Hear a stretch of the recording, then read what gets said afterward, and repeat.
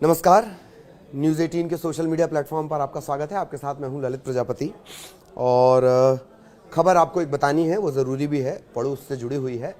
कहावत भी आपको बता देते हैं कि बोया पेड़ बबूल का तो आम कहाँ से पाए, या जिन्होंने ज़िंदगी भर सांप को पाला अब सांप उन्हें ही काट रहा है। खैर, कहावतों से तर्क पाकिस्तान की खबर हम आपको बताने जा रहे हैं। फिर से एक आतंकी हमला हुआ है और तकरीबन 12 जवान, जब तक ये खबर लगातार अपडेट हो रही है, 12 जवानों की इसमें मौत हुई है। ये इस वजह से भी महत्वपूर्ण हो जाता है कि 20 दिनों में ये दूसरा बड़ा हमला है। कहाँ हुआ वो जान लीजिए। पाकिस्तान की सुरक्षा पर फिर सवाल खड़े हुए हैं। खैबर पख्तूनख्वा प्रांत में आत्मघाती हमलावर है और विस्फोटकों से लदा हुआ असलाहा, बारूद से लदा हुआ जो एक व्हीकल था वो जाकर चौकी से टकरा दिया गया। मलिकेल इलाके में संयुक्त चौकी से इससे टकरा दिया गया। 12 जवान मारे गए हैं, कई इसमें जख्मी हुए हैं। लेकिन उससे ज़्यादा जो परेशानी पैदा करने वाली बात है, 6 आतंकियों के भी ढेर होने की खबर है। हालांकि ये आंकड़े इधर से उधर अभी हो सकते हैं, लेकिन उससे ज़्यादा जो परेशानी पैदा करने वाली बात यह है, कहा यह भी जा रहा है कि आतंकियों ने कुछ सैनिकों के सिर काटकर वो अपने साथ ले गए।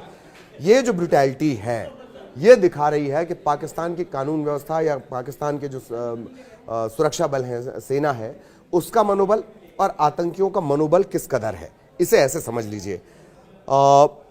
मीडिया शाखा, जो पाकिस्तानी सेना की मीडिया शाखा है, उसी ने ये जानकारी दी है। मंगलवार का ये पूरा घटनाक्रम है। बन्नू जिले के मलिखेल इलाके में ये पूरा घटनाक्रम सामने आया है। संयुक्त चौकी पर हमला करने का प्रयास किया गया।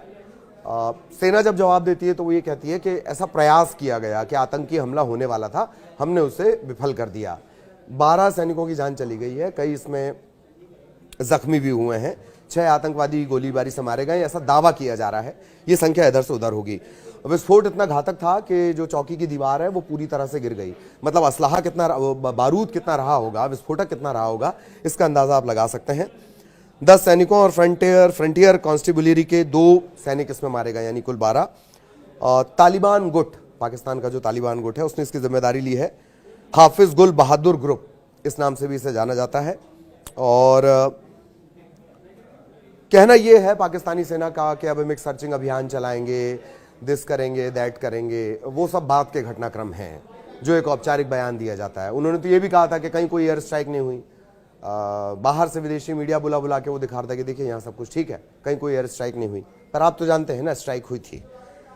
खैर, अब ये घटना ज़रूर महत्वपूर्ण क्यों हो जाती है कि बलूचिस्तान में खैबर पख्तूनख्वा, जहाँ पर ये हमला हुआ है, वहाँ पर 20 दिनों के अंतराल में 2 बड़े हमले हो गए। पिछला जो हमला था 9 नवंबर, क्वेटा में एक रेलवे स्टेशन पर ये अटैक था और ये टारगेटेड अटैक था।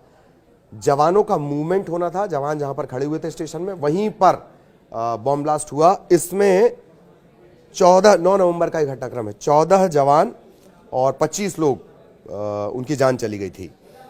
एक बात और भी है, इसका सीधा असर, अभी इस बीच आपने देखा है कि चीन से कुछ मामलों को लेकर थोड़ी तनातनी जैसी स्थिति बनी हुई है। तो ये जो बेल्ट है, बलूचिस्तान वाली जो बेल्ट है, यहीं पर चीन का एक महत्वाकांक्षी प्रोजेक्ट है रोड परियोजनाओं का। और चीनी बेल्ट और रोड परियोजनाओं का जो प्रोजेक्ट है वो इसी इलाके से जुड़ा हुआ है। इस वजह से भी ये चिंता की बात है। हालांकि शहबाज शरीफ कह रहे हैं कि हम ये अभियान चला रहे हैं। पीएम, पाकिस्तानी प्रधानमंत्री शहबाज शरीफ कह रहे हैं कि अलगाववादियों के खिलाफ एक नया सैन्य अभियान अब चलाया जाएगा। वो कब चलाया जाएगा? 9 नवंबर की घटना के बाद भी उन्होंने ऐसा ही कुछ कहा था। और अब एक और घटनाक्रम सामने आया है जिसमें 12 जवानों की मौत, अब तक जो हमें जानकारी मिली है 12 जवानों की जान चली गई है। और सबसे ज़्यादा, मैं फिर दोहरा दूं, सबसे ज़्यादा ब्रूटल, क्रूर या आतंकियों के मनोबल को दिखाने वाला घटनाक्रम ये कि वो जवानों के सिर काट कर ले गए हैं। ये पाकिस्तान के लिए बड़ी चुनौती है। इसीलिए हमने शुरुआत में कहा कि बोया पेड़ बबूल का तो आम कहां से पाए। जिस सांप को उसने पाल पोस कर इतना बड़ा किया था, अब वही सांप पाकिस्तान को डस रहा है। तो इस खबर में इतना ही। क्या कुछ आप देखना चाहते हैं, क्या अच्छा लगा, क्या बुरा लगा, उसकी आलोचना भी आप कर सकते हैं। नमस्कार।